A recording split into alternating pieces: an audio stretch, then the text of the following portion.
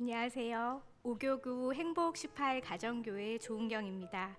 먼저 오늘 이 자리에서 간증할 수 있게 됨을 하나님께 감사드립니다.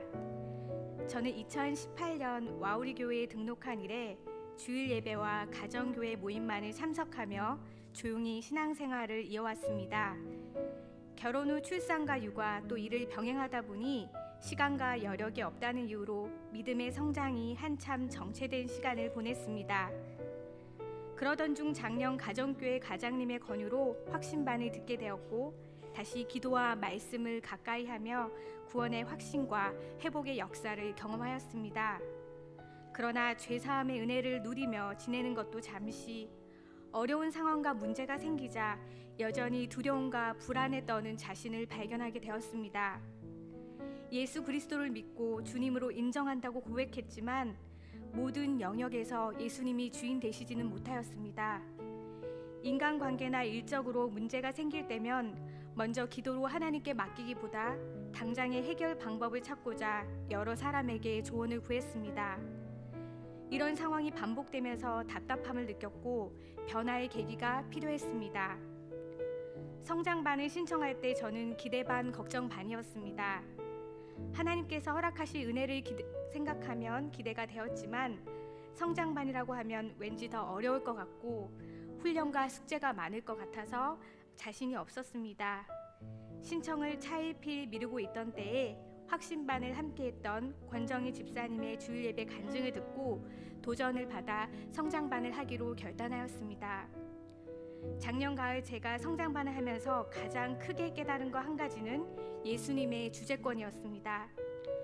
삶에서 겪고 있는 문제의 원인이 예수님께서 내 삶의 주인 되심을 인정하지 못함에서 비롯된 것임을 깨달았습니다.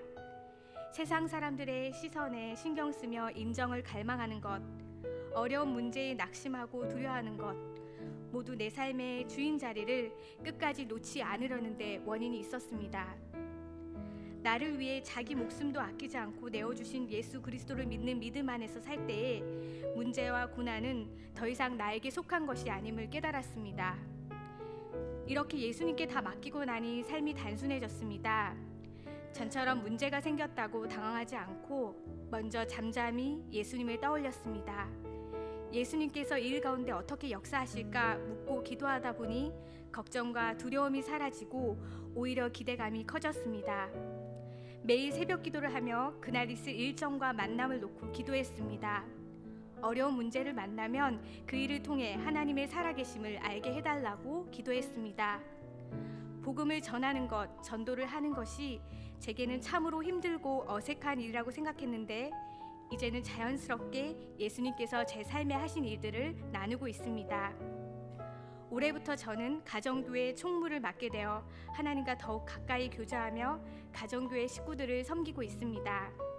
주말 오전 함께 모여 한 주간의 경건 생활을 체크하고 말씀 묵상을 나누며 서로 울고 웃었던 성장반 식구들, 제 삶의 변화뿐 아니라 함께하는 집사님들의 신앙 고백을 통해 하나님 안에서의 형통한 삶이 무엇인지 알게 되었고 그 안에서 역사하시는 하나님의 섭리를 깨닫게 되었습니다. 여러분들도 확신반, 성장반을 비롯한 제자훈련과 행복 아카데미의 여러 강좌를 통해서 예수님께서 주인 되시는 삶의 축복을 누리시기를 바랍니다. 혹시 다음에 라는 생각이 있다면 바로 지금이 하나님께서 우리를 찾고 부르고 계심을 기억하시기 바랍니다. 모든 영광을 하나님께 돌립니다. 감사합니다.